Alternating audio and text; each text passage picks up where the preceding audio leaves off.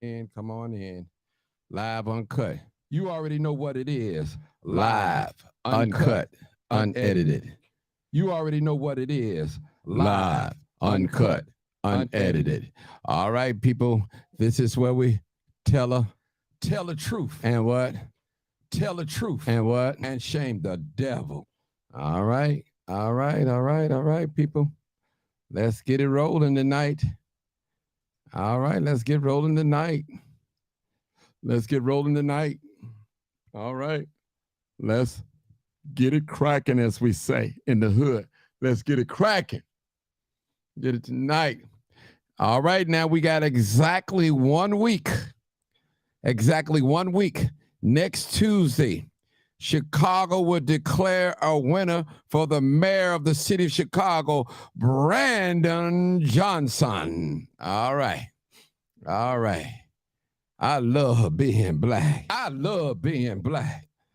I love being black. All right, people. All right. I love being black. All right. I'm doing all right, Angela Moore. Angelique Moore. I tell you. Brother Henry, what's up, man? Hartsfield, what's going on, brother? I see you. I see you. I see you. I see you. Virginia Beasley, I see you. This is live, uncut, unedited. You already know what it is. Live, uncut, unedited. King Ice Ice, what's up, bro? Greetings to you. Greetings, Monique. Greetings to you. Miss Beasley again. Peggy Gay, what's up? All right, it's Amy DG. I see you. I see you. I see you. I see you. I see you. Keena Nicole, what's up, Keena Nicole? I love that name. I love that name. Ain't never met you a day in my life, but I love that name. I tell you, Keena Nicole. All right. Devonna Williams. Hey, I love being black. I love being black. All right. All right. All right. Brandon Johnson for mayor. All right. Brandon Johnson for mayor. Big Drew. 079. All right. All right, people. Tomorrow I will be on 835 West 69th Street, 69th and Green. I need all able bodies. And if you lost a loved one to Chicago violence, I need you to stand with me. And if your case have not been solved, the media will be there. I need you guys to stand with me. I tell you. Dr. Sanders, I see you. Dr. Sanders in the message box. I see you, Dr. Sanders. Deborah Singleton. Timothy Thread. What's up, family? I've been knowing Timmy just about all my life. Donna Williams. What's up, bro? Hey, y'all, listen. Mr. Williams, I knew Mr. Williams before I had any children. We go back way back in the 90s. Way back in the 90s. Deep in the 90s. I tell you. Jacqueline Williams, what's going on? I see you. I see you. I see you. You already know what it is. Woo. I love being black. Woo, it's narrowing down now, people. They get nervous, man. Did y'all hear about the fraternity order police president said? We're going to put that on there too, boy. We're going to put that up too. Angelique Moore. Boy, I see. I love being black. I love being black. I love being black. Yes. Doing a little DJ in there a little bit. Louis Ramsey, what's up, Louis? I see you, my brother. I see you, my brother. Full Circle TV show host. All right, my dear sister. Appreciate you. My brother, Reginald Moore. I'll see you there tomorrow, Reginald. I'll definitely see you there tomorrow. If any parents on here that have lost a loved one to Chicago violence, and if your son or your daughter or your nephew, whoever, case didn't get solved, come and see me tomorrow. Come and see me tomorrow. We're going to talk to Brandon Johnson real quick. He's not going to be with us long. He's going to come in and come out. Yeah. I tell you, it's live, uncut, unedited. I tell you. Tam, what's up? What's up? Brandon for mayor. Look at here, people. I'm fired up. Listen, I'm fired up tonight, Dr. Sanders. I'm fired up. Tell the truth and shame the devil. Come on in, people. I need 100 people. How many people? I got 92. Lord, have mercy. Come on, 8 more people. Peggy Gay, I love you, sister. Never met you a day in my life, but I love you, Peggy. Arnett Sessions, he's making terrible accusations. Oh, we know it. We know it. Love Sabrina. Dr. Sanders, I hear some noise. I think that's you. Terrence Jackson, what's up? What's up? People, I'm going to put something on the screen here. I need, okay, now I went down to 88 people now. How many people I got on here? I got 12 people on YouTube, 14 on YouTube, 71 on here on Facebook. Now we got to do better than that. I need at least 100 people. Come on now. All this good content I be giving away. Giving it away. Come on now, people. We got to do better than that. I love being black. I love being black. Come and see me tomorrow, people. Tomorrow, come and meet and greet Brandon Johnson. Is going to stop through in the camp. Show us some love, people. We love you, Brandon. I tell you, ain't a thing they can do or say about it. Ain't a thing they can do or say about it, Brandon Johnson. We love you, Brandon Johnson. And we want you to win, and we believe that you're going to win. I tell you, this is live, uncut, unedited, people. This is real. I don't care what nobody says. This ain't make-believe at all. This is not make-believe. All right, we ready to rock and roll. Let me share the screen share. This is the first thing we want to talk about. Now, we're going to talk. I'm going to give Dr. Sanders, I believe Erica is on here too as well. All right, this is the first thing that we want to talk about. All right. Now, Doc, are you looking at the screen, Doc? Dr. Sanders, are you looking at the screen? Yes, I'm here. Okay, are you looking at my screen? Okay, I need to know what's your thoughts. Heather, what's that? Sharon, whatever her name is.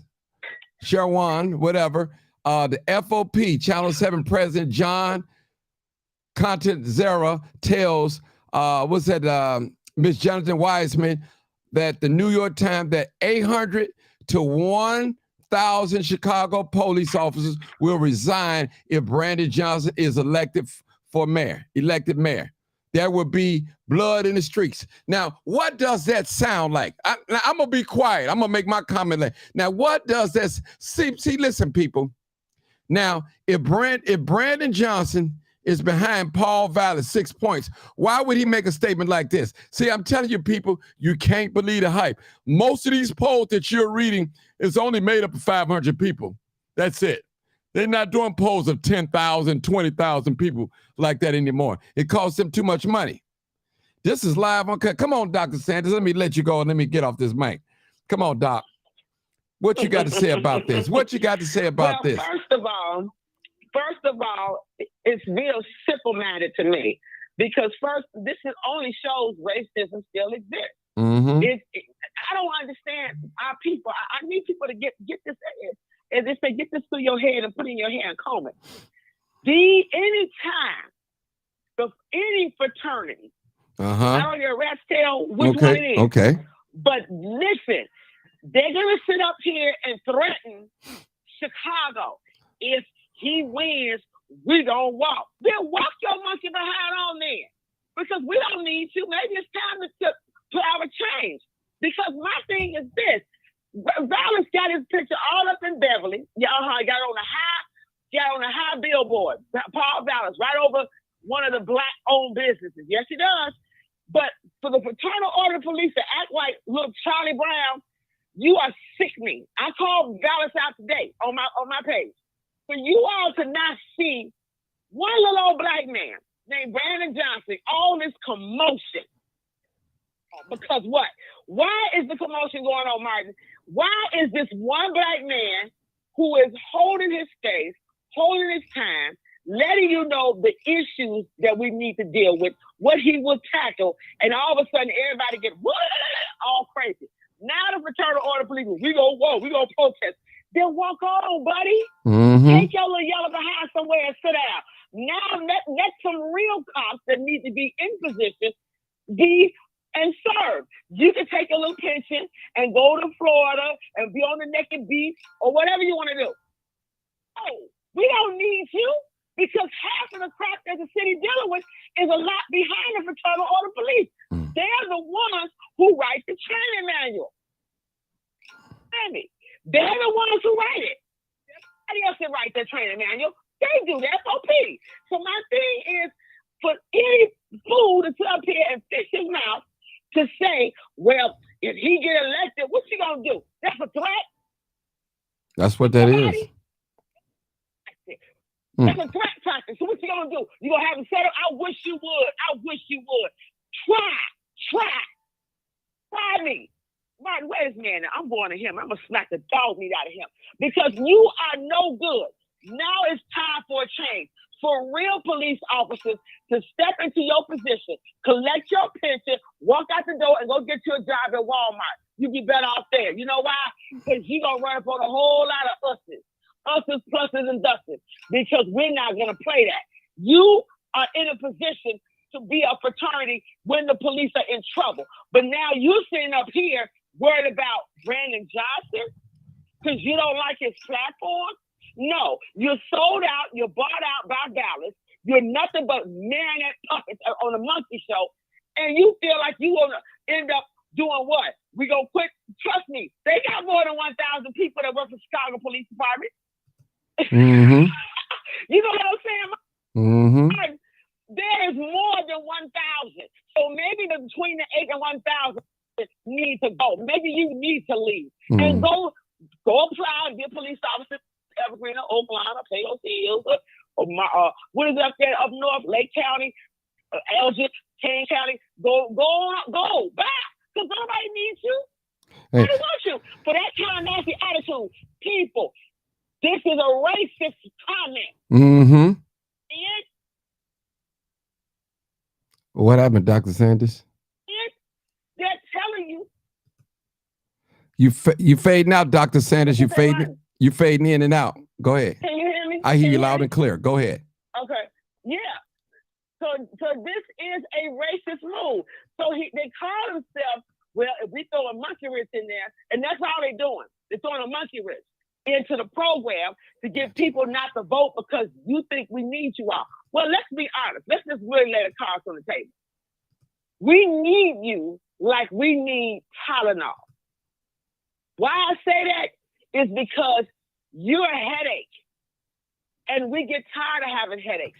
You won't come to our community on time when a crime starts. You know that. Come on now. It took how long for them to come over here when Xavier Joy got murdered in the back of my house? Mm-hmm. You don't come on time. You go to certain areas that you choose to want to go to. The other side that somebody had mentioned the other night when they were talking about Inglewood, Woodlawn, they forgot West Madison, remember? Mm-hmm. Walter Barnett, I don't like him no more. I thought he had a little bit of sense, but he's just dumb as a doorknob. So my thing is that all of these high crime, or as CPS would say, these red targeted areas, meaning you get more incentive working in a killer zone. That's really what it's saying. Mm-hmm. Because everybody gets killed or robbed or shot or murdered or carjacked in red zone areas. So the thing of it is that they're sitting up here threatening. Like that's the whole police department. No, it's not. Yeah. Then you need to go. Yeah. And those of you who are a part of the fraternal order police, are you thinking, especially our Black people, are you using your head? What's in it for you? Dallas is 70 years old. Why was this man screwing at 65? He got a 5-year-old child. Yeah. That's something. What are you going to do with that? Hey, Doc, let's go. Yeah. Let me go to the next caller. Come on, Erica, what you got to say about this? Erica, what do you got to say about this? Erica, go ahead. Yeah, definitely.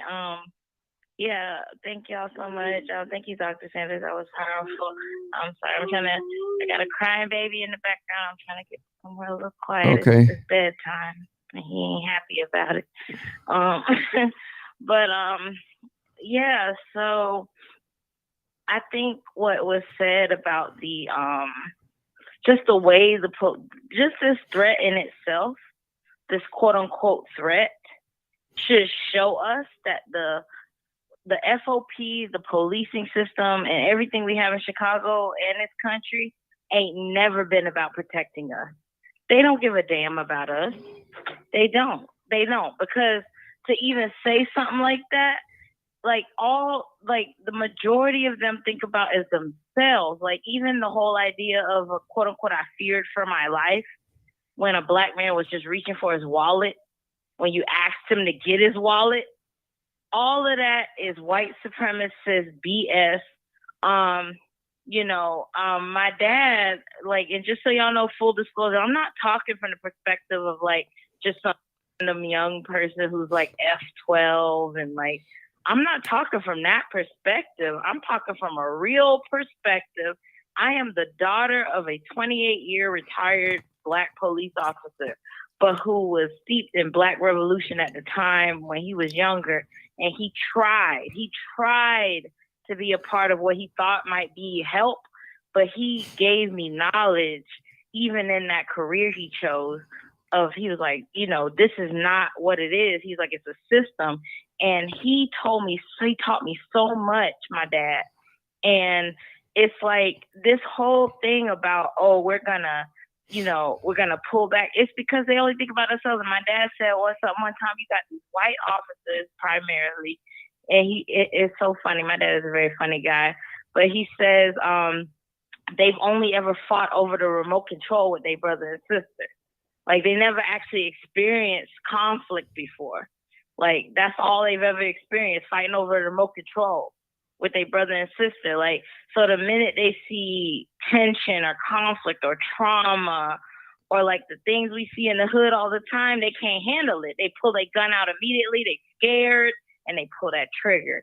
They ain't never think about us. They not jumping in. People make it seem like they jumping in front of bullets for Black people. That's what's getting me. They not jumping in front of bullets for Black people. They showing up to the scene after the fact. It's ridiculous. And I like what you said, Dr. Sanders, about you said something regarding the fact about like Paul Vallis and like the history kind of like of the Chicago police. And y'all got to remember, Paul Vallis is the son of a police officer. And I believe, if I'm not mistaken, somebody can correct me if I'm wrong, the grandson of a white police officer. Paul Vallis and Dr. Sanders, you brought this up, he almost 70-something years old. If you almost 70-something years old, white man, and you a daddy, yes, and you the son of a white police officer and the grand. Hey, listen. Do you understand how white police officers treated us back then? That's the household. That's the kind of household he grew up in. With them kind of white police officers, get out of here. You know Listen what kind up. of racist crap he grew up here in? KKK. Yeah, listen up, people. Listen up. Get out of here. They were the ones beating us overhead the most. Let me say something, people. Let me say something. I want to say something. And now, this is a saying that by Neely Fuller or Francis Cress Welsing said, if you don't understand racism, what it is and how it works, everything that you know will only confuse you. And that's this is what you see in the screen. Racism, pure racism. He's trying to devastate the white people. Look, white people, we're going to quit. It's already short of a quiet. You need to get out there and vote. That's a call. That is a call to white people. That's what that is. That's a call to white people. Now, that goes to show you anybody that have a care for this city and a love for this city, they wouldn't publicly make a statement like that. It's going to be a bloodshed. What are you trying to say, my brother? No. Officer, brother, officer? What are you trying to say? There would be a blood in the street. Isn't that blood in the streets already right now in the Black community? Yeah. Is it blood right now? How many of us, and let's be honest, those of us that live in these areas really feel safe? And it's been like that for years. For years. Only time it seems like when the neighborhood is kind of getting better, when gentrification is setting in. Rent going sky high, white people start walking their dogs around and all that. You know it's setting in. You setting in. And Woodlawn, I remember when the little religious organization came out there, they started hitting the neighborhoods and started doing, I said, they finna take over. They finna take over Woodlawn. See, my people, listen. Let me just say this, people. If that poll was true, that violence was leading by 6 points, we're giving margin of error 2 or 3 points, he wouldn't have made a state like it. That's a call for white people That's a white supremacist call out. I'm calling it just like I see it. Mm-hmm. He's racist, and y'all know he's Yep. racist. You know he's Mhm. racist. Martin, You go, hold on, Dr. let me Sanders. tell you this. And for Go ahead, Mhm. Dr. Sanders. Go ahead. You cut me off, but go ahead. Go ahead. Go ahead. No. I'm adding on. No, I'm adding on to what you're saying. Go ahead. Woodlawn used to be an area full of white people. I'm adding on to what you're saying. I know this because I researched Woodlawn before I moved over here. This is where the first Colombian expedition was. Go over there to the Museum of Science and Industry. That big old gold statue that's over that way, that was over here white. Oakwood Cemetery was predominantly for those people that had money, senators, governors. It was white. It was a white cemetery. So Woodlawn was white, and they fought against black folks coming over here. Go ahead, Martin. I just wanted to add on to what you said because he's telling the truth. Okay. And see people. And my can I say There you go, something? Erica. Go ahead. There After you're done. y'all and talk. I got another. Go ahead, Erica. Go ahead. Let you go. Go ahead. Yeah, I just wanted to say because I'm watching. You know, I'm a millennial, so I watch the comment section, and I noticed that there's some people, mostly trolls, but they're upset that the line is not open like it used to be. But It can't be y'all don't open. understand. Like I've had a conversation. I had a conversation. Hold on, with Martin Erica. about Hold on, this, and, Erica. like, I keep it Erica. 100. Erica, hold on. Let me just Yeah. tell y'all something, folks. Folks calling on here, calling me a crackhead. They're gonna kill me. I'm gonna call all types of names. You know, cause I mean, just saying all this. Listen, people, I'm human. I only can take so much. I don't know who they are. They know who I am. So to eliminate that for me going back and lip boxing on Facebook, which I don't do, I just block into a certain people. Maybe I'll think about opening it back up. But right now, as it stands, it's only closed, it's only open to certain people. And I love my audience. I love you guys are calling in, but they were calling in, playing loud music. You're trying to get my video flag. So I can't afford to. This is too serious, people. I want to be on the right side of history when Brandon Johnson get in. I'm supporting Brandon Johnson, not because he paid me or I'm on their payroll or he haven't promised me anything. He haven't gave me a nickel, a dime for those that want to know. Okay.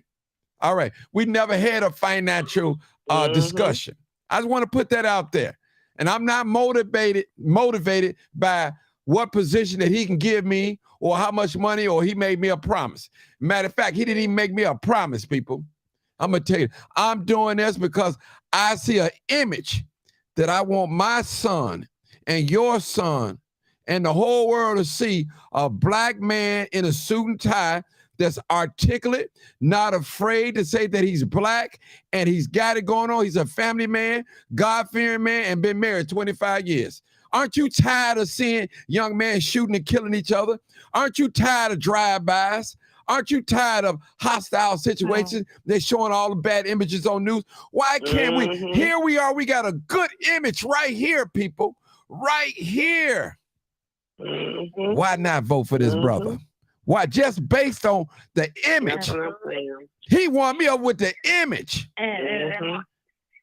All right, Eric, I cut you off. Go ahead, Eric. The thing I wanted to say, Martin, no, you good.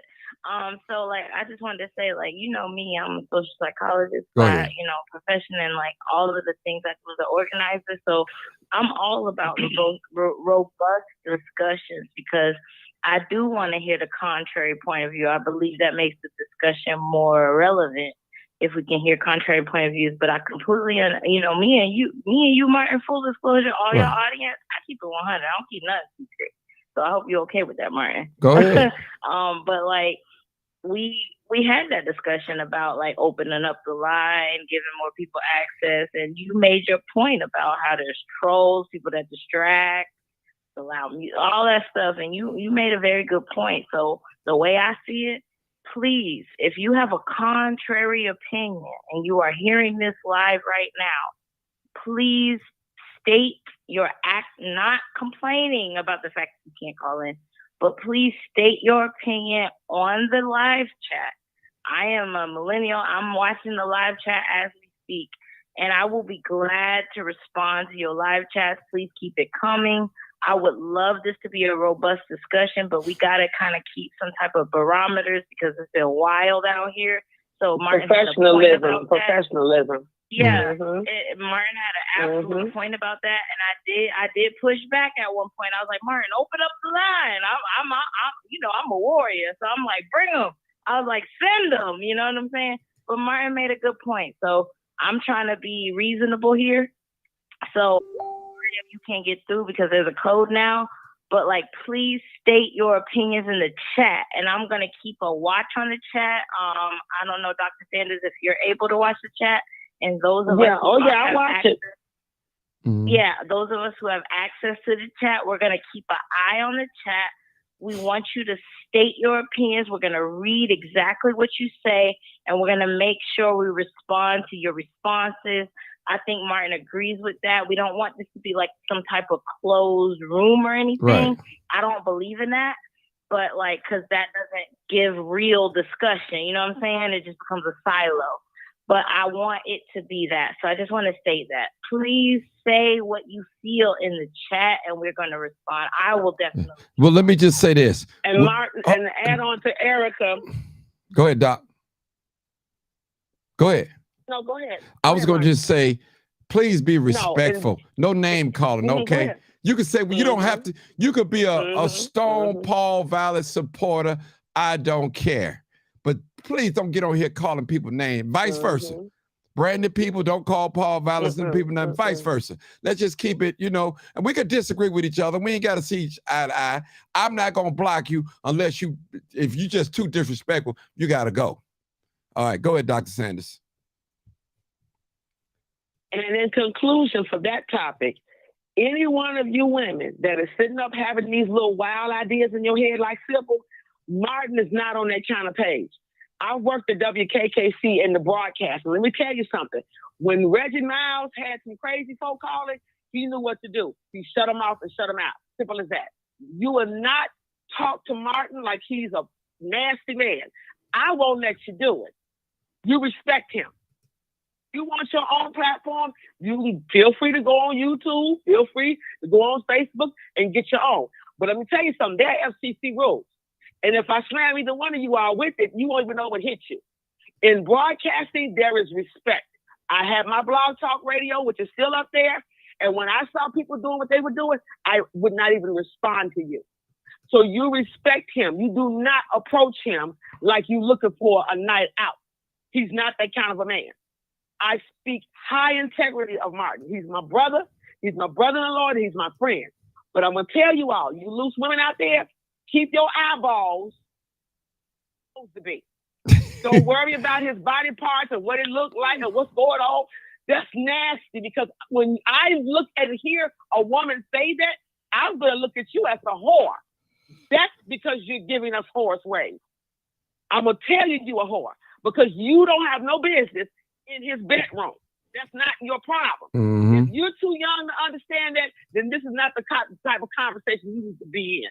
But I'm going to let you know. Let me catch you all asking Martin about his personal bedroom issues, who he talking to. Martin has said it too many times, but he's my brother. I would not allow you to disrespect him. And I would not allow you to even threaten or disrespect Erica or her child. If you want a physical fight from me, meet me outside. I know how to handle you. I know that's right. Listen, hold on, Erica. Erica, y'all hold on. I got Reb on the line. You know Reb long-winded too. He might want to bring a text or something. Come on, Reb. Ain't no cussing, preachers. Ain't no cussing, preachers. All right. Come on, preacher. What's up, everybody? Come on, preacher. What's going on? All right. How y'all doing tonight? All right, wonderful. Y'all said some. It's good to be living. Y'all, Erica and Miss Sanders on here. Dr. Sanders saying some values, which is good. It's good. You can look at Martin and say Martin in position as the pastor. He got a congregation. A lot of people, whether it's haters that's coming inside the congregation because the devil's always there. And you gotta support it. So It's good to know that people already here to bag them up. Some idiots out there. But I want to I want to mention this. What's this guy named? Whatever his name is, John president of the Cantanzino Fraternity of Police. Zara. I always can't pronounce his name, but go ahead. Just call him John. Yeah, it sounds Johnny, Johnny Boy. That's what I say. Johnny Boy, man, you crazy, man. So to say that 800 to 1,000 police officers will quit the force and there's already 1,600 down, either he got the power to convince them to quit the force, and if he got the power to convince them to quit the force, it shows the power of his racism. And not only that, that means that he got more power than the fifth floor, whether it's a mayor sitting in there or not, you know. And it's just kind of bold, I believe, for him to make a statement like that. Like, I'm not going to ask why he's the leader and the president of the FOP. You know what I'm saying? That's just statements that they make. But he sounds just like that man who, Martin, you showed the video when he was telling that young black brother that Laquan McDonald should have been shot down 18 times. He sounds just like that man. That whole I think that's him. Of, that's him. That's him or his partner. Yeah, it's him or his partner. Yeah. Yeah. The whole demeanor of the text. I can hear his voice, you know what I'm saying, as I was reading the text and just, you know what I'm saying, it's just terrible. And that's what we facing, y'all. And honestly, I truly believe that Chicago, and I've always said that Chicago is a mark for the whole nation. The most segregated, you know what I'm saying, still the most racist city in America. And we're seeing it in the full effect. We're seeing it face to face. Can't nobody deny it. If you deny it, then, you know what I'm saying, you just as bad as Chicago, and you're not denying it, then you see for what it is. Can't nothing surprise you. But I know that Chicago, I believe, marked for the whole nation. And what happens in Chicago is going to end up happening everywhere. When it comes to, you know, everything, you know what I'm saying? We have always, since Al Capone days, since that stigma of this city has been let's say a leading influence to the world, you know. Whether they dropped something that they wanted to sell out to the world, they dropped it in the Midwest. Where would it go? Chicago. So, you know, it's just, we're seeing true colors. And we're seeing true colors. And when they hit here home, I believe when they hit here home, so we've seen them all around with the Trayvon Martins and Michael Browns and other states. We've seen it for what them states really was. But here in Chicago, it's a place where if there was a place to have freedom, to be free in America, Chicago would be the place that you would think this is where you free in America, because everybody's here, all type of nationalities and cultures, all in their own racist department. And whatever happened here with this mayor race, if it riots break out, if white people start standing up and trying to do crazy stuff like the Capitol. Look at what's happening right now, y'all. Even with that boy that ran up inside that school. That was a white boy who ran up inside that school. And here they stay screaming gun control, banning assault rifles. And, you know, out here, these kids, the guns that these kids got, you know, the police dealing with is worse than assault rifles. You know what I'm saying? So all this shows a sign of them not caring. They got their agenda. It's mostly money. It's mostly power. It's mostly keeping themselves safe. You know what I'm saying? And they really ain't in danger by us. You know what I'm saying? That's the crazy part about it. To sit up there and say they want their city safe and things like that, but they're not endangered by us. Y'all get what I'm saying? Like the same people, Ken Griffin and all these people behind Paul Vallis, they are not endangered by black people.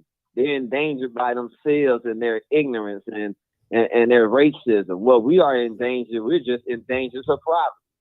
And we're in danger to the circumstances that lead us to going through what we were going through. Police can't help us with it, but, you know, us sticking together, fighting with Brandon, you know what I'm saying, getting Brandon in there. And it's like, he got 4 years, you know what I'm saying? Get him in there and make sure we continue to communicate with him. Don't bash him. Give him a chance to do what it is that he's promising to be done.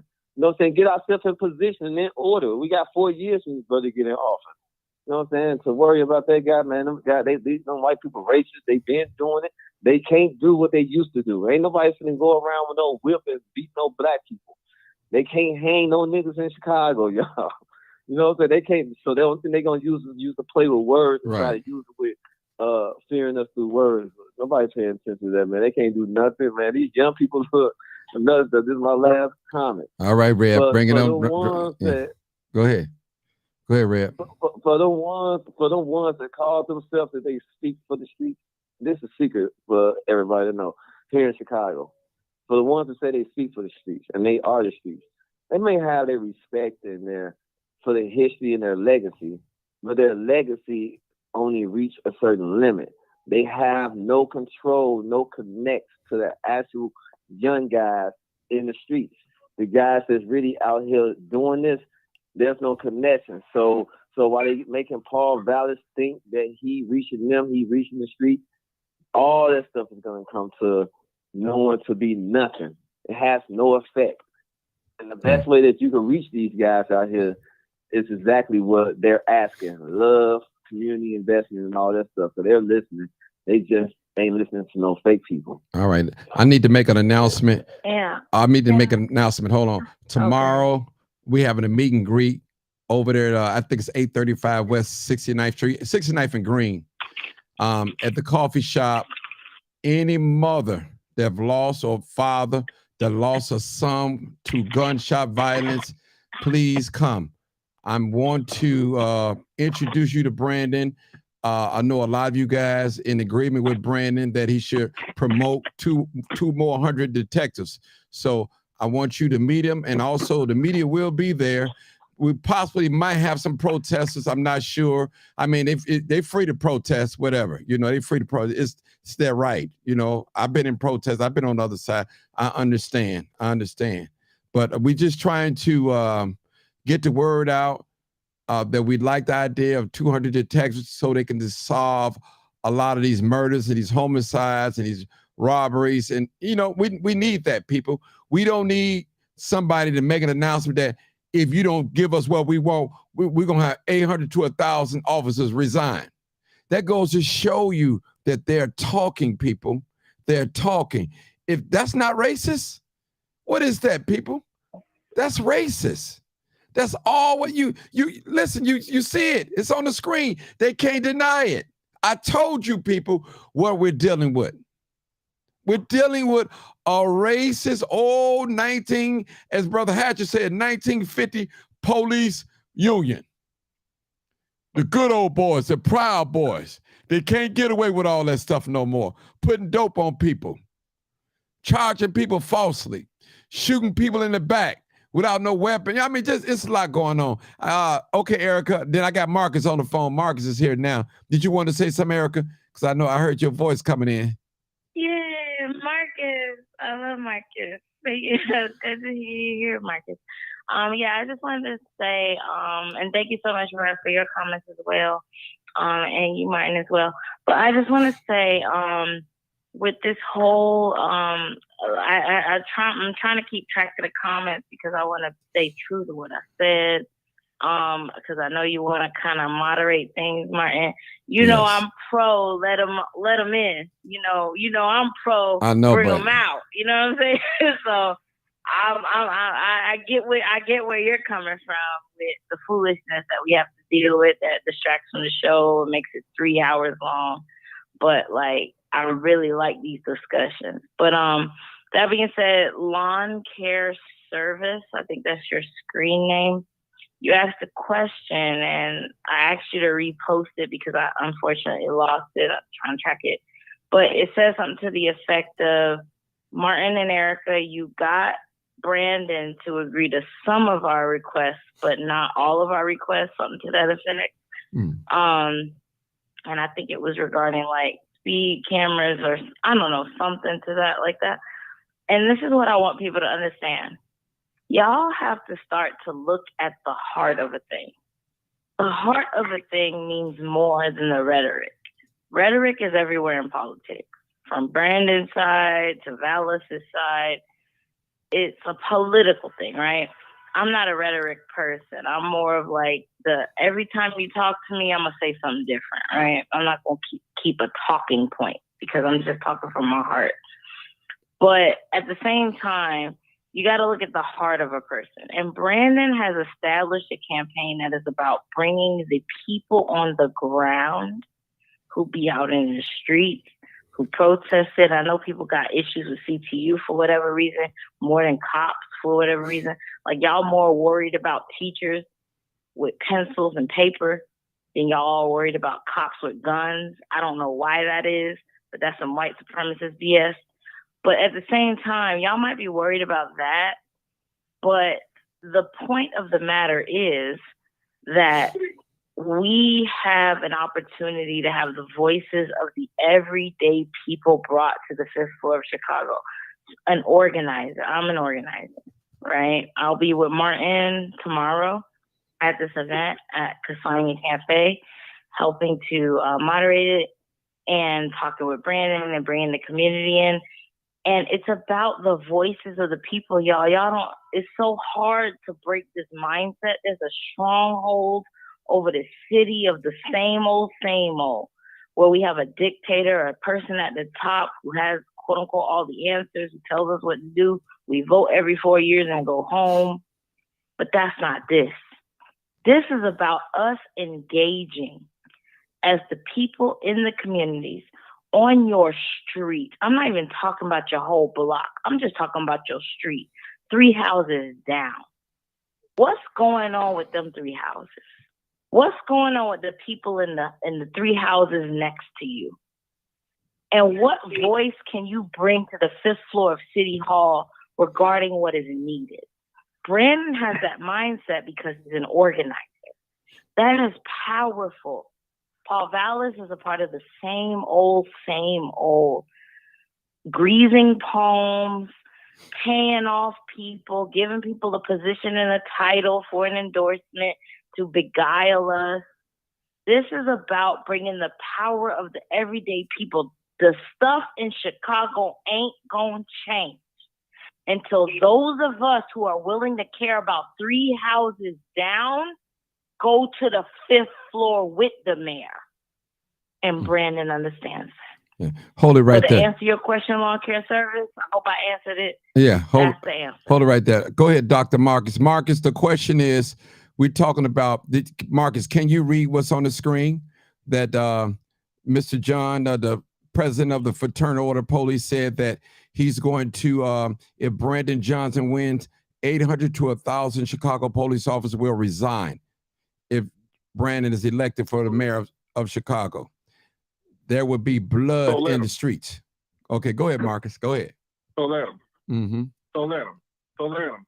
Because 1 million Black people in Chicago are sick and tired. Forgive me, Martin. Okay. Just let me vent for a minute. I'm not going to take over your show venting. Okay. But 1 million Black people are sick and tired of y'all racist bullshit riding down our streets telling us to get the F in the house, disrespecting us in front of our elderly people, pulling us over, pulling our aunties and mama's grocery out the car, throwing it on the ground like you don't give a fuck. Resign. You're not doing shit in our community no goddamn way. Then 1,000 more Black people should line up and become police officers. We don't need y'all. Who gives a damn? Resign. That's right. Ain't beat up on no more Black people. And even if Paul Vallis do get elected, vice versa. I'm making a statement. I'm not making a threat. It's going to be vice versa. These young kids today ain't taking this shit like we took it back in the 90s and in the 70s and in the 80s. They're not taking this shit no more. They're tired of starving. That's why they're going downtown robbing. That's why they're on the north side cracking y'all white people in the head, because they're tired of being starved. You took everything out of their community. You took the trades out of the high schools, put them in college, told them to go to school for 4 years.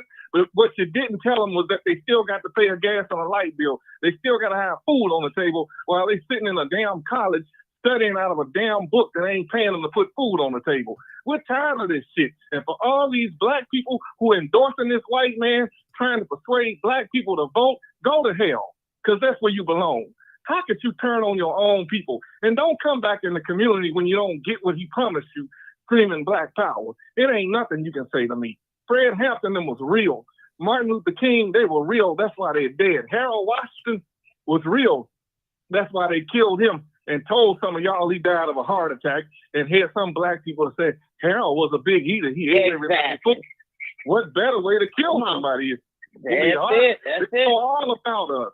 They know all about us. They know what will kill us. Exactly. We don't know what will kill them. You have a black studies class in college, but you don't have a white studies class in college.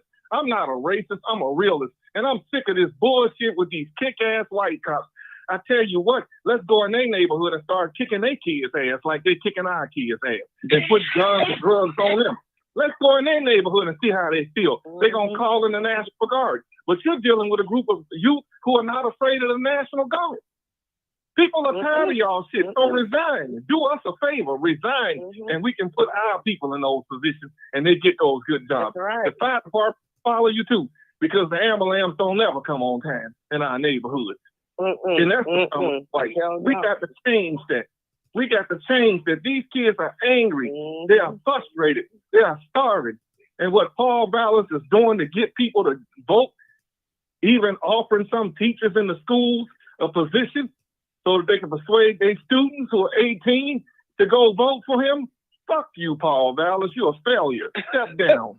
I'm sorry, Martin, but that's the way I feel.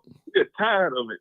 I'm sorry for the cuss words, but I'm sure I'm speaking on behalf of a lot of black people who are frustrated and angry. I listen to Till Hardeman's show, and I respect Till Hardeman, but Till, let people who speak against Paul Vallas get their opinion across. You're wrong for cutting them off.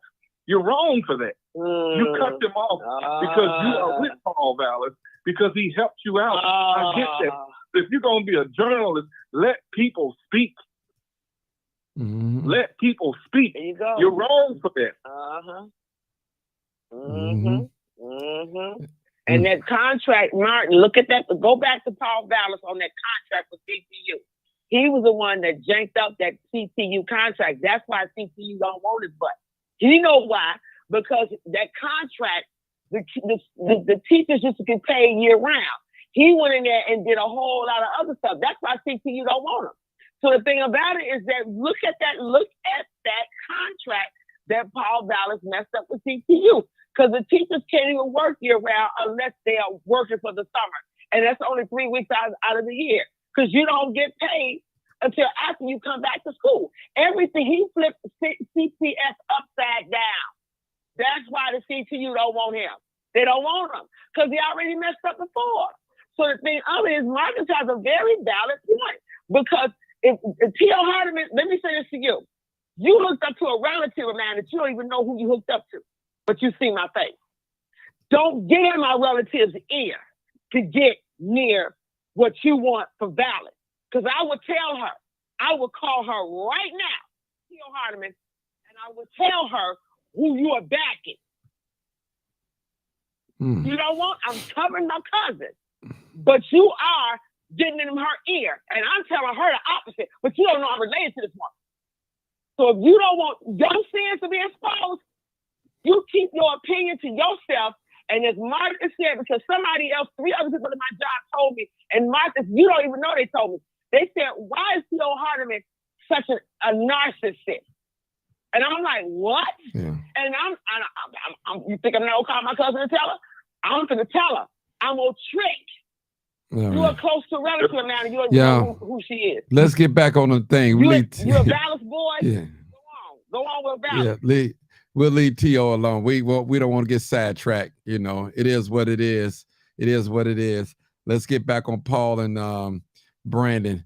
I tell you, now, to me, this is a cry out to white people. If y'all don't get our vote, it's gonna be blood in the streets. That's a threat. Not a person that's in authority should not be making that statement like that. That's what that is. People, maybe he knows something that we don't know. Maybe he knows something that we really don't know. Let me ask you something. Yes. Martin. Yes. For white people, trying to order police, I call them the peanut gang, because they always either got some dust going on or they just fuzzy up. Why would they make a statement that that blood's gonna be shedded? No, it's not. Help me understand. But that's a call out to white people. Gonna say, That's a call out to white people, black people, you know, yeah. Yeah. So, that's what that is, that's what it is. Yeah. You know what I'm saying? Yeah. So the white people can say that, okay, well, y'all don't do this. So you mean to tell me that you all are more the benefactor or protector, but like Erica said, you don't protect us? You didn't protect Xavier Joy. You didn't protect Kiara Coles. You didn't protect none of them folks. All of the black kids or young people before their 30s that have been killed. Legal Farm posts almost every freaking day a young person getting killed. Every freaking day I have seen Legal Farm post stuff up there. Where are the people that are supposed to be the experts in stopping crime? So when you make that comment, Martin, when you repeat that statement, my thing is this. So you think that we can't make it in the city without white people? Are you for real? Are you putting yourself at the level that the white people are not going to be in uniform? I think it's in trouble. So you mean to tell me that all the black enforcement officers are nothing? My ex-nephew is a detective. Come on now, he's black. So the thing of it is that, do I want to believe that? You believe pink elephants fly. That's all I'm saying, Mark. Let me just say this real quick. I mean, this is, listen, people, this is almost unreal. I mean, that goes to show you that there's a desperation for a person supposedly, quote unquote, leading by 6 points in the poll, 7 days left until election time. Why would he make a comment like this? Come on, people. Come on now. Come on now. Listen, they're using every trick in the playbook. They have stopped to every black community leader, try to buy them, make it a promise. Somebody's going to be left off the menu. Somebody's not going to get their promise to. See, listen, black young men, let me just say something to you guys out there. Listen, and brother to brother. Now, we don't have no right to tell you who you should vote, who you can't vote. We say what we voting for. That's your choice. You have that choice. But I'm not going to let another white man pay me to disrupt my brothers and my sisters. That's just not going to happen. That's gone too far. That's gone too far. I don't get down like that. And we shouldn't either. We already got enough hostility toward one another. Why we got to stir up some stuff, stir up more stuff. I don't want Paul Vallis or Brandon Johnson send a wedge in the black community. Don't want that to happen. But I understand every black person is not going to be on board of what we're trying to do. And just like every white person is not on board with Paul Vallis. So people, don't get discouraged. Just make sure that you're on the right side of history. When history comes available again, April the 4th, we will see. When the glory comes, it'll be all ours. I tell you, people. There's going to be a lot of people upset, but guess what? We're going to forgive y'all. And I'm going to tell you this, it's 7 days left. In the next 2 to 3 days, some people that was on Paul Vallis' side going to come over on Brandon's side. Watch. The next 2 or 3 days, watch. Watch what I tell you. I don't know no names. Yeah. I haven't been in no conversations with nobody, but you're going to say that boy crime chaser, he told us too. I'm telling you. Watch me. See, because you got those people, some people are on the fence right now. Some people on Paul Vallis' side, and they feeling real bad about supporting this white man. And they know they on the wrong side of history. They know it. And only thing in their mind right now, what if Brandon Johnson win? What if? That's the only thing going in their mind, because a lot of them been called a sellout. A lot of them. A lot of them, y'all know their names. I ain't got to call out no names. I will call out names. Y'all know that. Oh, yeah. Y'all know I will call out names. I don't listen. I have no allegiance to none of them. And you know what, Mark? Go ahead, Reb. You know what? They trying to say we stupid. We're stupid because we're not getting with the white man's ice cream. Yeah. We're not buying the white man's rice no more. I mean, I they don't like trying the to white ones. they trying to say we're illiterate, we're ignorant. They know what's going on. They so damn smart. First of all, the media made half of y'all the black leaders. The white media Come on, Marcus. was acting fool They out the did. street. You gained the spotlight. Uh-huh. The black community. You didn't sit down with the entire black community and ask the black people in Chicago, could you represent them as civil rights leaders? You didn't do that. Mm-mm. The white media picked No. you, not the black media, the white media. Because the white media has the airwaves more so than the black media. Uh-huh. The white media picked you and made you our leader because they can control you. But like I say, they murdered the ones that they could not control, and now they try to assassinate your character, right? They will try to assassinate your character. I don't understand some of y'all. You know, I would never say that you're ignorant because you're voting for Paul Vallis. I would just say, look, you know, you ought to rethink your situation. He's white. And white people always promise stuff that we didn't get. And they'll even put a few Negroes in office and give them their little office. The park district used to do this all the time. Promote Negroes and give them their little space, knowing damn well they set them up to fail. And they waited on them to fall. And when they failed, they got rid of them quick. Even if he do deliver on some of his promises, he's not going to hold through all the way. You just a damn seat, you know, until he gets somebody white. Until he gets some people like that. Can I say something, Ryan? Go ahead. Yeah, so I just want to say, like, my mind is blown right now just from Marcus, your comments, Dr. Sanders, Martin, Rev, all of y'all. I feel like I'm like the resident young person on the show. I'm learning so much from y'all. It gives me so much hope because we out here, y'all. I sent Martin, you can tell them. I sent Martin photos from today of all the work we're doing on college campuses. We're talking to our fellow young folks that we gotta turn out. The video that you posted, Martin, of the FOP saying that Laquan should have got shot 18 more times. We was playing the video in the ears of young people that was like despondent or not even really thinking about voting and handing them some literature and talking about the election that had polling places like at their campus and they went straight into the polling place. Good. They went straight into the polling place after we talked to them.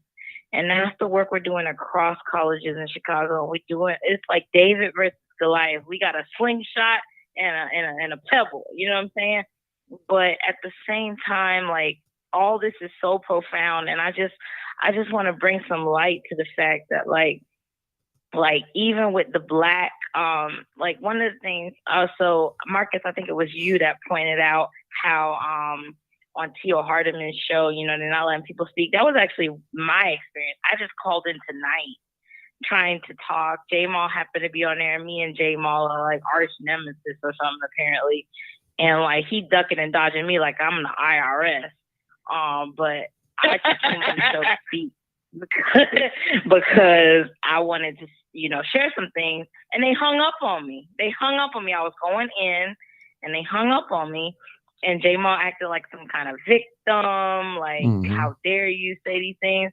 But I brought up some very salient points about the fact that, number one, I think I said this on the show before, the white people in this city that are progressive white people versus the Republican, like racist, you know, type white people, they are in a civil war right now. Just like the Civil War. Well, that's why they don't want us to know history, because they don't want us to understand when they're repeating it. Like, white people should be in a war right now. That's what they should be doing. They should be having their bayonets out against each other right now, just like the Civil War of the past, because they need to decide who they gonna be as white people. So if white people brought Brandon Johnson to the runoff and white people also brought Paul Vallis to the runoff, that's exactly what should be happening, because white people need to make a decision in the city right now who they gonna be. So that should not be a shock. But as black people, the house Negroes, the slave Negroes, whatever we are, they are making the decision about what to do with our black behind. That's what's happening. Yeah. Hold it That's right. what's happening. Hold it right there, Erica. And Harriet, yeah, go ahead. Hold it right there. I want to play our favorite video. I want to play our favorite video. You know me, I got to play it. Hold on. Play our favorite video. Let me play our favorite video. Hold on. All right, here it is. Oh my God. Okay. So he deserved to be shot 16 Hey, times? you know what? They should have shot him 18. You are so disgusting. You are so video disgusting. Erica was You are talking an about. evil asshole. And you gonna rot in hell for that shit. You gonna rot in hell for that shit. You just said that a 17-year-old boy should be shot 18 times. You disgusting. Turn on the police. Yeah, who you work for? Who did you work for? Who did you work for? I want you to just hear what. No, I want you to just hear what he just said first. Hear what he just said. I want you to hear what he just said first. What you just said? Tell her what you just said. Ask me the question, I'll give you the answer. Okay, I said, do you think that Laquan McDonald should have been shot 16 times? Should have probably been shot more. He was a threat to the community. So do you think that was okay? No, I don't. That's what's beautiful. That's what I'm saying. I'm here to say Jussie Smollett is innocent. I'm here to say you're only really here. Before Laquan McDonald got killed, nobody gave a shit about him, and he was running the streets all buck Oh my wild. God. Okay? So he deserved to be shot 16 Hey, times? you know what? They should have shot him 18. You are so disgusting. You are so disgusting. You are an evil asshole. And you gonna rot in hell for that shit. You gonna rot in hell for that shit. You just said that a 17-year-old boy should be shot 18 times. You disgusting. You just said Yeah, who you work for? Who did you work for? You did you work for? I want you to just hear what. No, I want you to just hear what he just said first. Hear what he just said. I want you to hear what he just said first. What you just said? Tell her what you just said. Ask me the question, I'll give you the answer. Okay, I said, do you think that Laquan McDonald should have been shot 16 times? Should have probably been shot more. He was a threat to the community. So do you think that was okay? No, I don't. That's what's beautiful. That's what I'm saying. I'm here to say Jussie. Oh Lord, have mercy. That was Erica she was talking about. That video right there. Erica was talking about that today. Yeah. That's what she. That's the video that you know, showing the Mm-hmm. You know what? I'm thinking about that part when Malcolm X, when the white woman asked him, the student asked him, what could she do to help his cause? He said, you can't do nothing. Because it's not affecting you when you're white. It's affecting us because we're black. And we can't do nothing to help the white movement because we're not white. We're not white. So there's really nothing that they can do to make it no better for us because they're not going to be fair in what they do. That's the crazy part. Malcolm X spoke the truth to power about that. A lot of you all that never really, my professor that actually did the docuseries on Netflix, I was in his class. And he taught me more than what I knew. And I said, Malcolm X prepared us for it. He told the truth. So for this FOP people to say Laquan McDonald should have been shot more, what is that telling you? He should have been lynched. I want that man. That's who I want. I want to go at it with him because I want to ask him, do he want his kids to be lynched by a black person? I'm just and can I say something too to what you just said, Dr. Sanders? Because that's another thing y'all need to understand. Because like I said, I'm the daughter of a 28-year retired officer. And do y'all ever notice that black officers, when they show up to a scene that is in a white neighborhood, when a black officer shows up to a scene in a white neighborhood with a white kid out of control or mass shooter or got a gun on him or whatever that's going on, do y'all notice that black officers don't be shooting white kids like that? Yeah, we've been doing. We talking about. They don't. They bet not. Being a black person, even if you got a badge, even when you got a badge and a gun and you black, you know better than to be shooting these white people children like that. Like you hesitate. You do everything in your power not to be the one that pulled the trigger. You do everything in your power not to be the black person that pulled the trigger on that white kid. But when them white officers come to our neighborhood, they pull the trigger instantly on our kids. Mm-hmm. Yeah, That's more than 2 different. bullets. That's the difference. And so it's all still steeped in the history. And what I think I was trying to say earlier too was that with what we see going on right now, and I think you touched on it, Dr. Sanders, like we can't really do much for white people's struggle or whatever, but we got to understand something. History matters, y'all. History matters. It is a blueprint. History don't exist for no reason. The reason they don't want us to know our Black history is because the reason Paul Vallis out here talking about if we know Black history, white parents not going to be able to discipline their children because then their children going to see them as oppressors and all that BS. That is all about them wanting us to be ignorant, our children to be ignorant, so that they can repeat history and we won't know no better. And so it's all about that. And the thing about what's going on right now with the history is that, like, even with like Harriet Tubman, for example, the white people are in a civil war, y'all. And just like the original Civil War versus the Confederacy and the Union to end slavery, in the institution of slavery, Abraham Lincoln and all of those Union soldiers, they wasn't necessarily trying to end. If you look at history, they wasn't trying to necessarily end slavery because they loved Black people so much. They was just fighting amongst each other. And Abraham Lincoln had decided ending the institution of slavery would be the best thing to weaken the Confederacy because they relied on slavery in the South so much. He even said he didn't even see Black people as equal. Yes, But sir. here's the thing, y'all, about history. We got to learn. It don't matter why white people are fighting. What we need to understand, like Harriet Tubman understood, is when white people are fighting, we need to join the freaking side that set us free. Period. Period. And that's what's going on right now. We can critique CTU, we can critique whatever.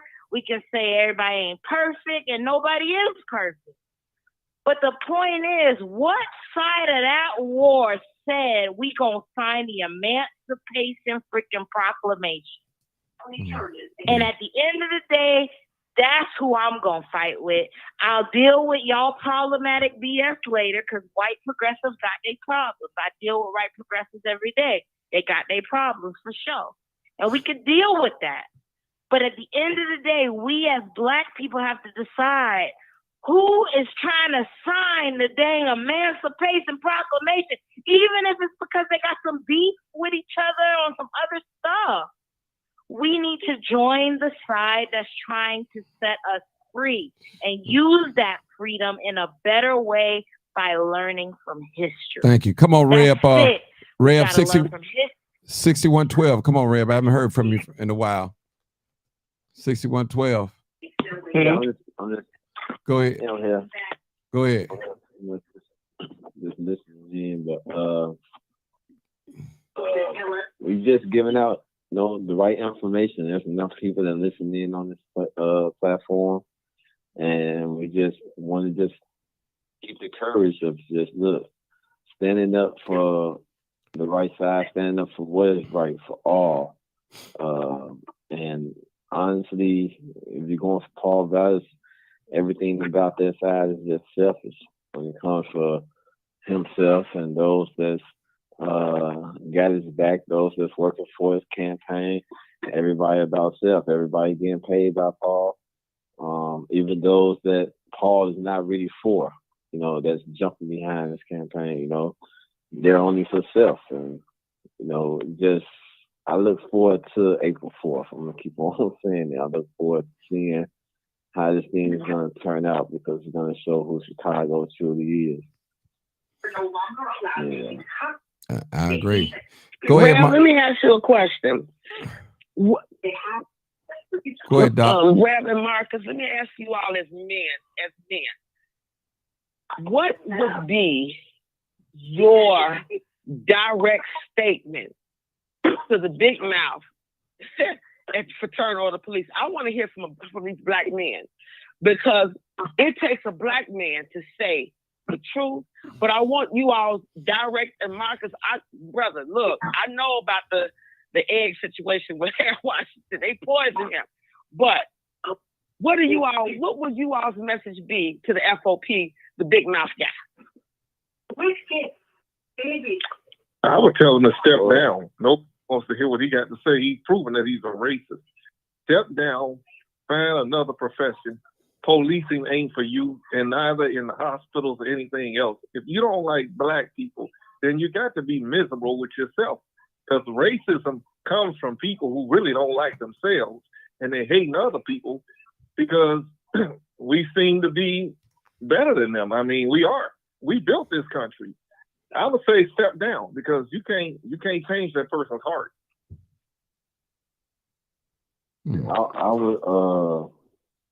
I would attack him and then just expose him in his face for who he really is. I know that'll be the debate between me and him. But the thing that I feel about the fraternity of police is really none that I would have to say to him. And I agree with Brother Marcus on stepping down.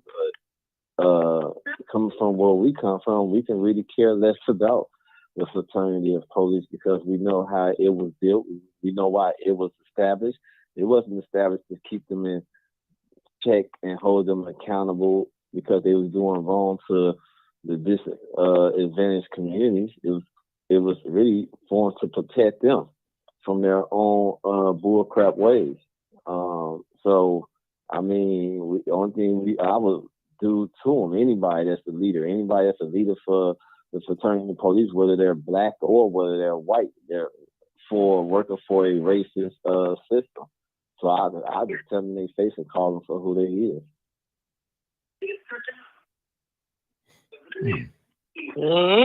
Okay. Listen, I'm Martin, what would you say? What would you say, Martin? You know what? Let me just. I wanted to. Eric, you gonna let me talk, Erica? You've been talking more than me today. Hold on. Yeah. Let me talk. No. Okay. You got the mic tomorrow too. I don't want to forget the people in the comment section. I know. I don't some want of them. to forget the people Listen. in the comment section. Some of them are trolls. You don't have to respond to the trolls. Okay. Do not respond to the trolls, and you know who they are. We're not even gonna say their name because we have a robust discussion. Right. Okay. Yes. All right. Now, personally, I've always believed that he was hard-nosed racist, don't like black people. I've always said he should have stepped down. He won't step down. He's not really a police officer. I mean, they literally fired him. But if ballots get back in, he probably could reinstate him back in. He's not good for policing, not in the black community at all. And these are the type of people that we have in our community that say they want to patrol our community. And I always said, and I'm going to stick to it, Marcus and Reb, how could a person that's a stone cold racist, a hater of black people, come in our community and do right by us? They're not going to do that. Any way that they can hurt us and not help us, trust me, that's their agenda. You call them race soldiers. That's what they are. Race soldiers. That's what it is, people. Somebody got to turn their TV, they put their mic on mute. I hear some. They are race soldiers. And this thing that he just said today to the New York Times may cost Paul Vallas election just because of that. That statement right there probably would cost Paul Vallas this election. Mark my word, I'm telling you. Mark my word. That statement that he said. Listen, you don't care about the city of Chicago. Voter is a choice. You can't make people vote for Paul Vallas. You can't make people vote for Brandon Johnson. You're going to persuade them to do what you want them to do. Let me take that back. You're going to only persuade what you want to do. You can't persuade nobody else, bullying people to vote for Paul Vallas. If the people choose Brandon Johnson, which I believe they are, listen, it's going to be over. It's another day. You got to take the L, that loss. I'm telling you, people, this man don't love the city of Chicago talking like that. You don't even hear black people talking like that. This is real, people. I'm done. That's my thing. Can I say something now, Martin? Yeah. Okay, so I wanted to address the comment made by it's like I made a promise. I would address the comment since we have a closed line. So Lawn Care Service said white people, racist or not, has never had an effect on anything I've ever wanted to do in life, or an effect on anyone that I know. Ask him how old he is. He needs, because he's young. He don't know nothing. Younger generation, and move forward and teach them that no man can prevent them from doing anything that they put their minds to. The energy put into racism could be put into striving to move forward, and we would have a more productive younger generation, period, fact. Okay, so let me address that real quick first.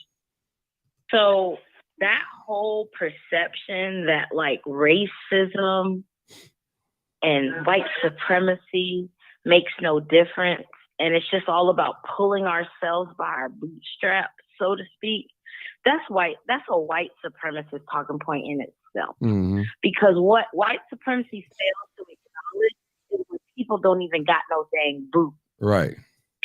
People don't even be having no dang boots, and y'all be telling them pull them up by their bootstraps.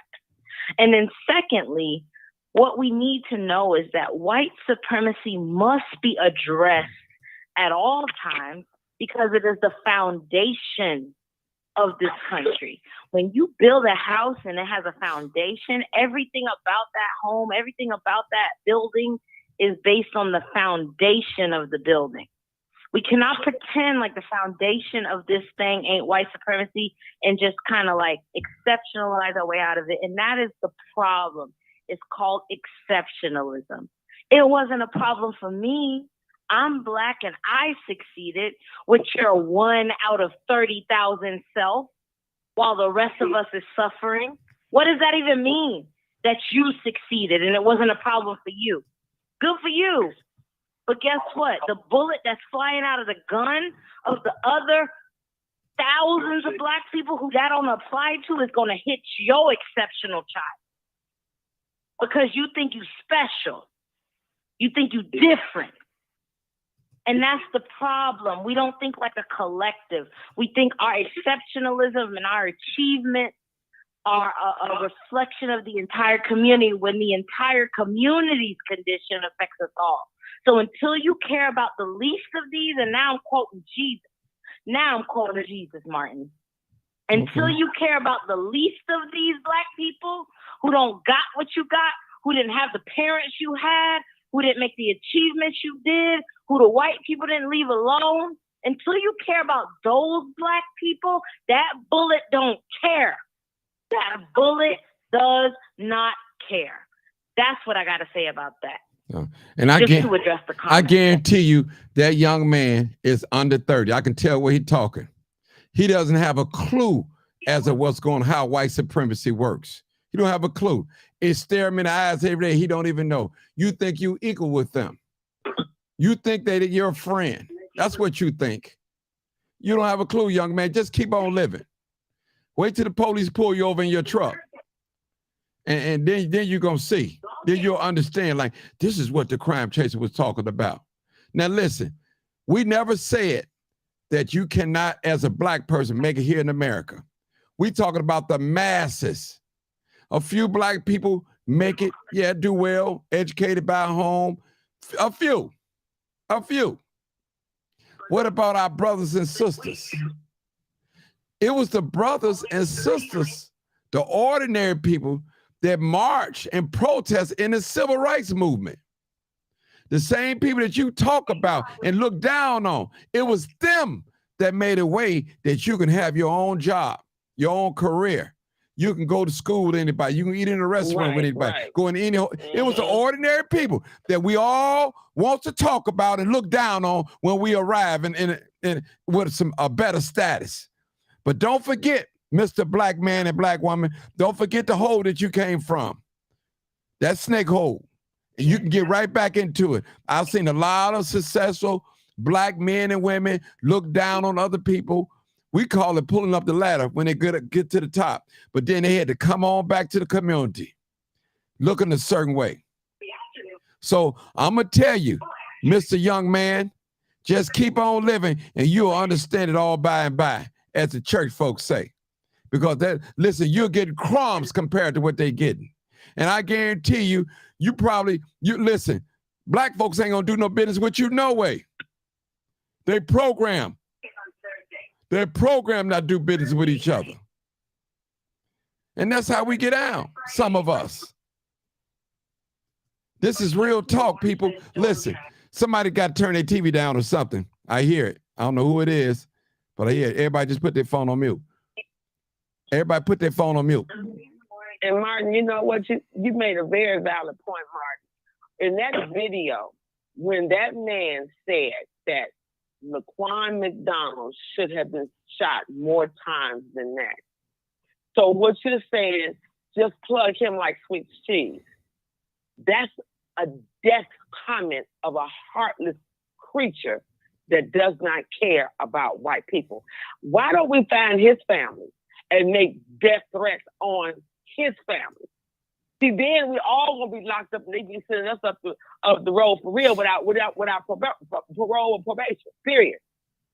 So when he said that, I looked at that constantly. I even said to my cousin and told her, look at this video. I want you to look at it. I said, because this man literally is saying, get rid of white kids, get rid of black kids, get rid of black people. To be shot more times than that. Then he came back, well, where were you all at? Well, he hold it. Talking about what this cop did. That's what we're talking about. The same situation with the girl that got killed.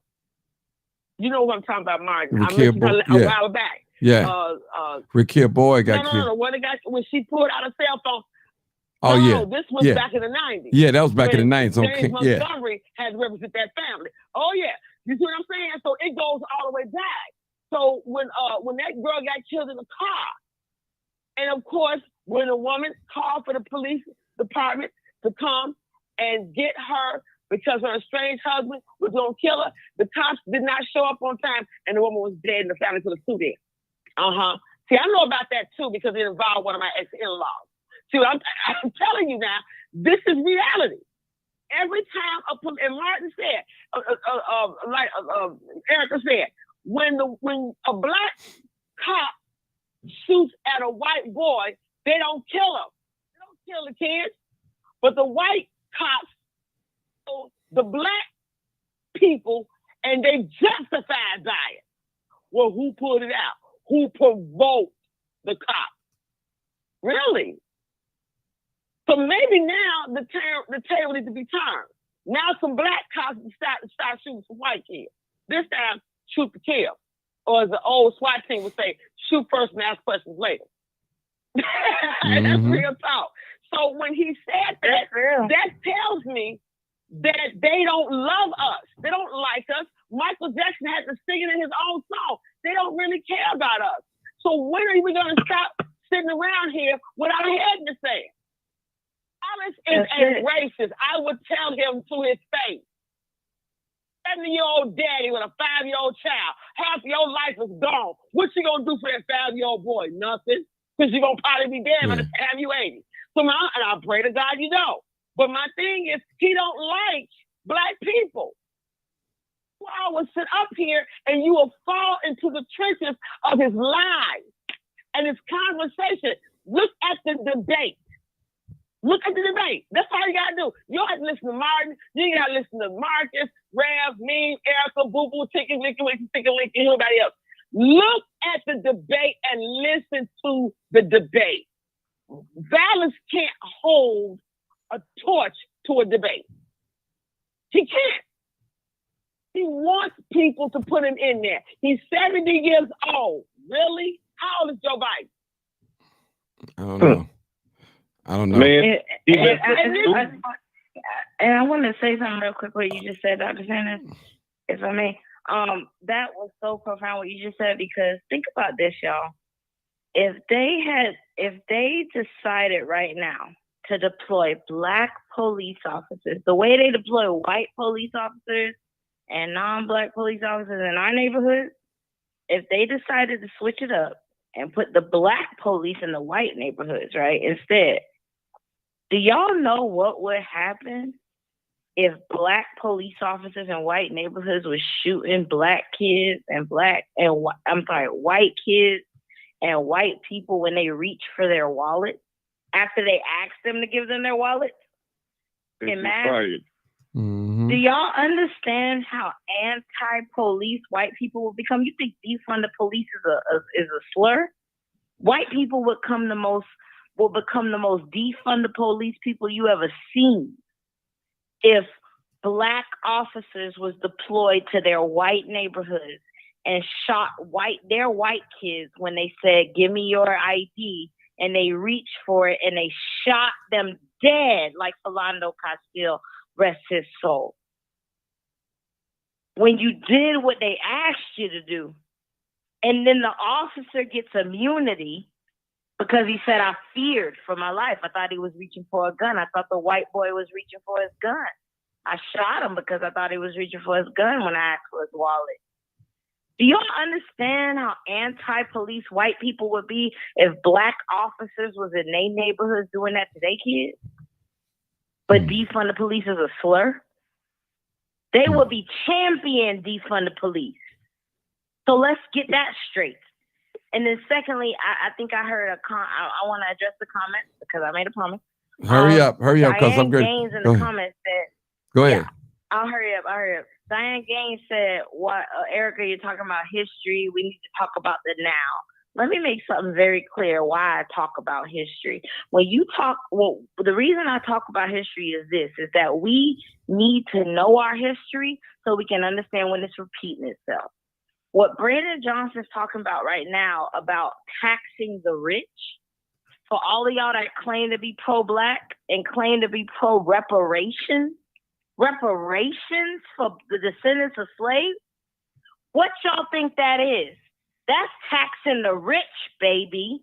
That's getting the cotton industry, the tobacco industry, the agricultural industry, the plantation industry, all of those white folks that got our wealth off of our blood and our back to pay out of the wealth they gained from our destruction. That is literally taxing the rich. But y'all don't even understand why we need to do the baby version of it, of taxing the rich. Y'all, I think somebody else said in the comments, what's the point of taxes? Taxing the rich on this level, which is what Brandon Johnson's talking about, is a baby version of reparations, which is the ultimate taxing of the rich. So if you don't know why I keep talking about history, know that's why. Because we got to start somewhere. And if we don't start taxing the rich now, how the hell are we going to get to reparations, which is the ultimate taxing of the rich, where we basically own almost everything in this damn country? Go ahead, Mark. Let me just say some people. Anytime you get pulled over or get incarcerated, go to jail or something, what do? They pull up your history, your past. So don't never, ever say that to another black person again about their past. Our past is our history. We base things on history. How can we learn about white people? By their history. We've been in slavery for so many hundreds of years, and we still haven't got nothing. You got black folks out here fighting each other over Paul Vallis signs and Brandon Johnson signs. Sad. Out here ready to fight each other. Husband and wife arguing, boyfriend and girlfriend, brother and brother, sister and sister, split. We didn't allow these people to come in our community to divide our community. And I'm going to tell y'all, a lot of you guys, only reason why you're supporting Paul Vallis is because he promised you something. You trying to get some money. You know it. Mm-hmm. You know, you ain't never seen Paul Vallis in the hood. Never. Never. Mm-hmm. You ain't never seen him at a Bud Billick parade in the last 4 or 5 years. Never. Not even this past year. Never. Nope. You know it. If it wasn't for this election, Paul Vallis wouldn't have nothing to do to you. You wouldn't even have his number. He wouldn't even come in your community if it because of politics. And you know that. You know it. You know it, and I know it. He wouldn't have nothing to do with you with your black self. You're a street level thug. You're a loser. You're a wannabe. He wouldn't have nothing to do with you. Trust me. And the only reason why he in the black community, because he want that black vote to get what he want. Otherwise, he wouldn't even be in the black community. There's nothing there for him. Nothing. Trust me. Nope. He think he gonna turn the police loose on black folks, but that ain't gonna happen either. That ain't gonna happen. So I'm telling this, y'all know I'm telling the truth. So those promises he made you for all that money, beware. Now, he don't become mayor. Then what? Now what you gonna do now? You back to the drawing board. What are you gonna do? Back to the drawing board. Now you look, man, I should have supported the brother, man. I knew it. Brother, we tried to tell you. Be on the right side of history. I don't want my children look at me and they ask me about Brandon Johnson. Did you vote for him, Dad or Granddad? I want to say, yeah. I don't want to have to lie to them. I stood with Brandon Johnson. I documented Brandon Johnson. I interviewed Brandon Johnson. Real talk, people. Here's a black man, again, suit and tie man. Love his family. Been married 25 years. God-fearing man. Articulate man. Educated man. What other image that you would want to see that represent the black man? All we see on social media, a woman killed her husband. We seeing stuff like that. We seeing people prostituting. I'm talking about black people. Now, let me talk about us. Let me get off the white people for a minute. This family talk now. I'm talking about us now. Now, listen. All we see is drive-by shootings, black people, killing people, legal help firm. We see it all the time. Now, here's a chance to change the narrative. Our young people can't be nothing they don't see. They can look at a man and say, hey, that's a man right there, can be with a woman for 25 years. And he ain't that old. We need that in our image, that they can touch people. Most of you aldermen, you don't even come in the community unless you forced to come in the community. Nope. You don't have nothing to do with it. Some of your guys, some of your alderman wards, you only do for certain parts of your ward. The other part of the ward you neglect, you ignore. We're not dealing with that old politics stuff no more. It's got to go. It's out the door. Now come on home tonight and repent and say, I was wrong, people. I'm standing on the right side of history. Come on and repent. Repent simply means that you're going to turn away from what you did. You're not going to go back. That's true repentance. And we're going to give you a chance to repent. Well, you say, well, Martin, I'm in video with him. I can't do that. Yes, you can. Come on, make a video with Brandon. Say, I was wrong. I got it wrong. People, this is real. I'm telling you. You got these young black men out going at each other's throat over Paul Vallis and Brandon Johnson. Going at each other's throat based on a promise. Most of them working on based on a promise. It's nothing guaranteed, people. Nothing guaranteed. Nothing guaranteed. Nope. Nothing. So we at each other's throat. We taking each other's signs down. Stupid stuff. Lying on folks. Come on now, people. Mm-hmm. Ridiculous. Now, when all this is over, Mm-mm. we still gotta come back to the table and talk to each other. You gotta do it. Yep, so do. So do. And Mike, can I just say this real quick? I'm sorry, Dr. Khan. Go ahead. Erica. I just wanted to say, go ahead. Go, Doc. listen, a lot of y'all young people, there was a time you were not allowed to go to Evergreen Park. There was a time you were not allowed to go to Ford City. You had to be out of Ford City by 5 o'clock. You could not parade around and hoopty around in Ford City because that's Cicero, Illinois over there. They ran black folks out. I know about that. Martin, you probably remember. You were not allowed to go to Evergreen Park, Ford City, Chicago Ridge Mall. You were stuck either going downtown or going to Roseland or going to 63rd Street. Or if you were lucky and you had a little gas money, you can go down there on 12th and Canal and get you a Jewtown Polish. But you have that opportunity now. It used to be a movie theater in Evergreen Park. That area where they rebuild over there, the white folks that rebuild and got Macy's over there, Myers and Ross and all of that. That whole little area where Bath and Body Works and Whole Foods, that used to be, Martin, tell me if I'm lying or not, that used to be the movie theater. When they started letting it up a little bit, able to go and shop in those areas all night long. So Martin is letting you know that you need to understand your history. He's giving you facts. He's not giving you feelings. He's telling you the truth. Now you can go over there in Evergreen. But you know what? You act a fool. Evergreen gonna take your butt right over there on 9050 Kersey, lock your hand up, and you're gonna sit over there for a couple of days until your court. They do it different than they do in Chicago. Because it's still racist.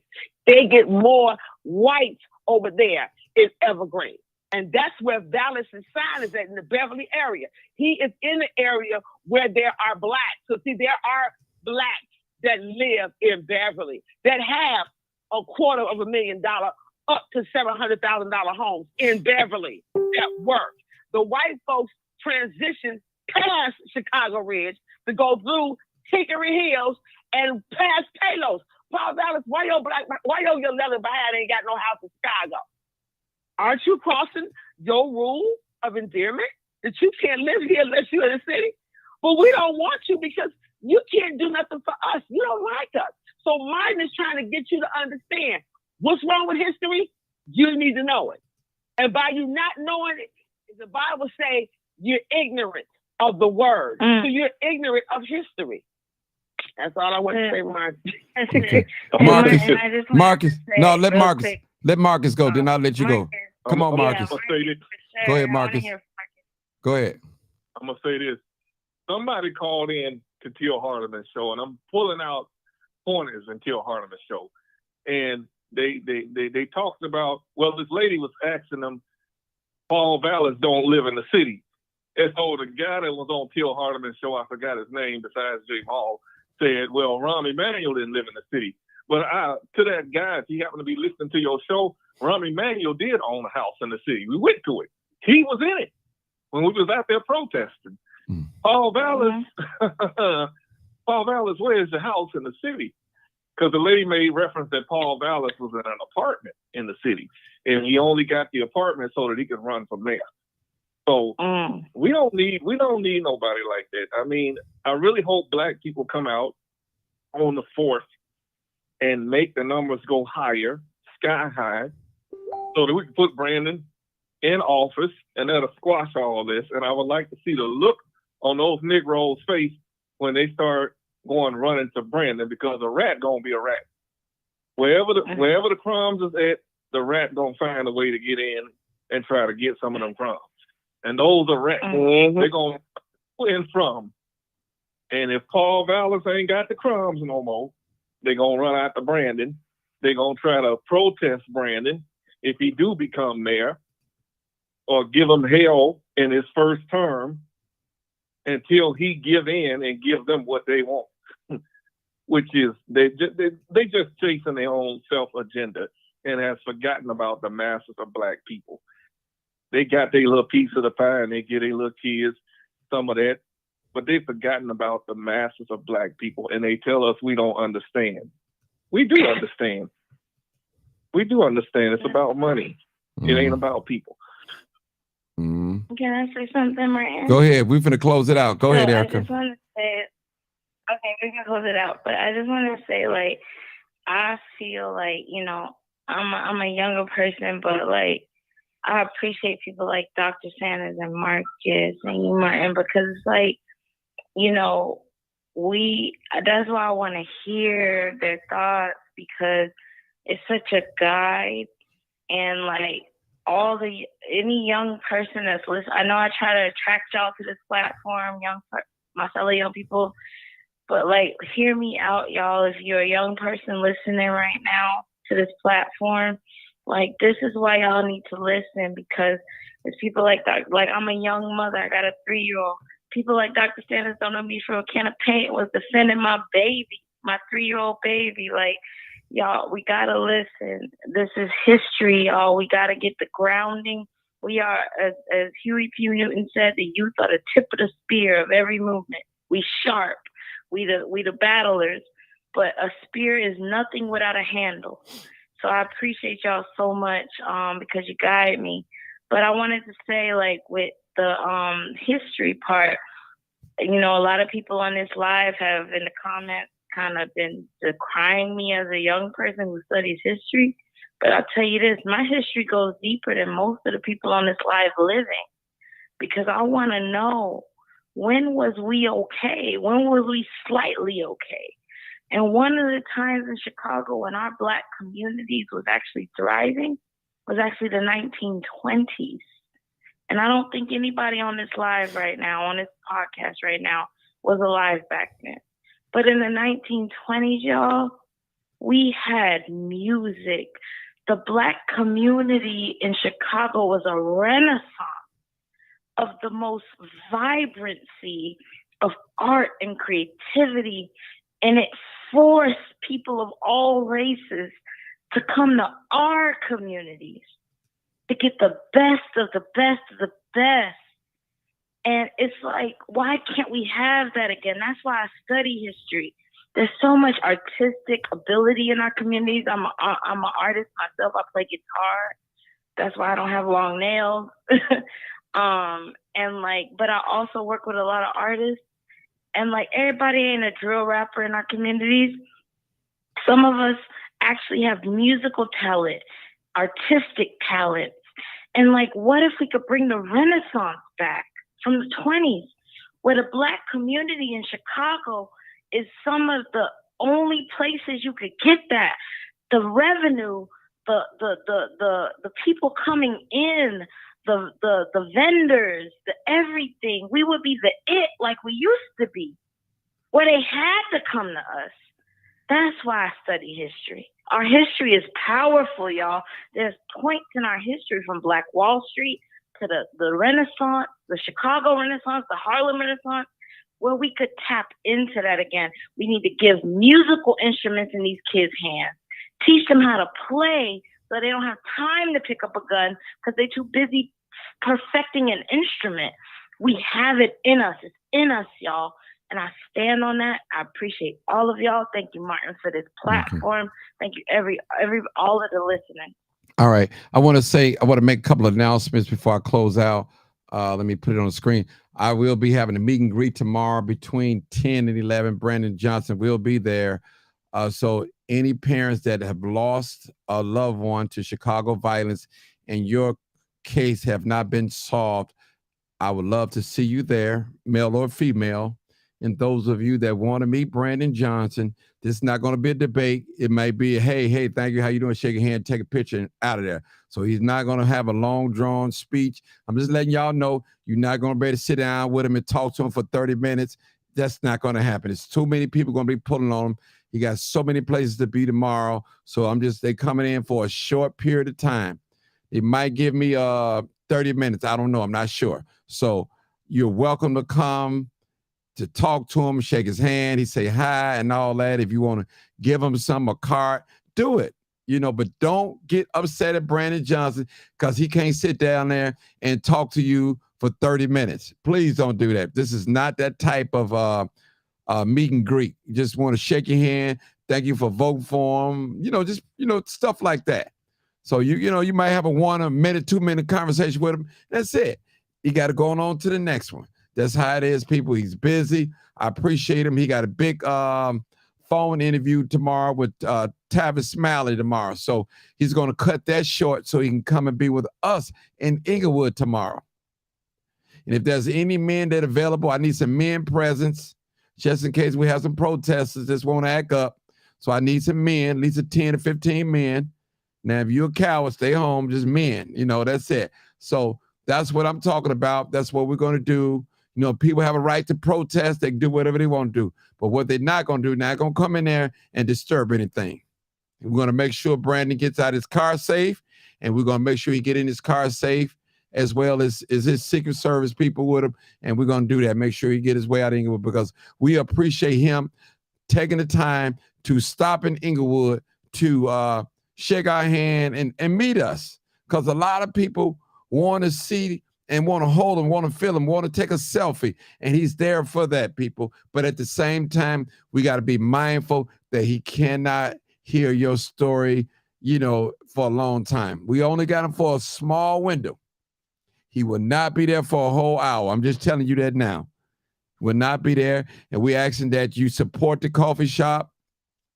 And if we have more than enough people, we have another side that I'm going to rent. I'll pay for it out of my pocket. So that's what's going on. We're going to have security there too as well. So I'm excited tomorrow. I'm very excited tomorrow. I'm meeting Brandon Johnson, that the people that live in Inglewood, those that want to support Inglewood, come and meet Brandon Johnson and tell you, take a picture with him, put it on your page. Keep it in your record. So we'll look back 20, 30, 40 years from now, those of us will be living and say, hey, I supported that young man. I supported him. And I want to thank you, Brandon Johnson, for believing in us in Inglewood to come and take time out of your busy time. And I'm going to tell you some places. That place, you had Ron Emanuel, Lori Lightfoot, J.B. Pritzker, they all visit that place right there on 69th and Green. It's something about that place. I don't know, but whatever it is, hey, Brandon's coming there. And people, I'm going to make an altar call for those that's on Paul Valley's side. Come on, repent and come on back home. We'll love you. We'll embrace you. Brandon said, well, I love when Brandon spread his arms out like Brandon, here I am. You got me. And that's what we got to do. We got to support Brandon. And this is not, we have to go and vote. So if you can early vote, go vote. We got 7 days, and we have to go and punch Brandon Johnson, people, if you want Brandon Johnson. Trust me. Don't worry about the trolls. Don't worry about the protesters. Do what you have to do. Nobody know what you pushing when you go inside them booth. If they want to hand you Paul Vallis literature, just take it. You ain't got to argue with them. Just take and go right on there and punch Brandon Johnson. They'll never know. And come out smiling and say thank you. They'll never know. Because no one can go in the booth with you at all. No one is going to be looking over your head, young people, while you're voting. So thank y'all so much. See you tomorrow. I got to get ready for tomorrow. You see, I got my gimbal right here to film and all that. So, hey, I'm going Facebook Live. So if anything go down, we can see it. We can see it. Also, we're going to film a regular camera, and we're going to document and put it in our records. And I want to thank Dr. Sanders. I want to thank Erica. I want to thank Marcus. I want to thank Reb for coming on this platform. Hopefully, I'll see you guys tomorrow. Be there early. And hey, early bird gets the worm. And parents, I'm hearing that the media is supposed to be there. You can bring your signs of 200 detectives, whatever floats your boat. You're welcome. You're welcome. Make sure to at least buy a cup of coffee or a donut and support the cause. Thank you so much. This is live, uncut, unedited. You already know. You already know what it is. What is it? Live, uncut. Erica, this is where we tell the truth and shame the devil. Marcus, I love being black.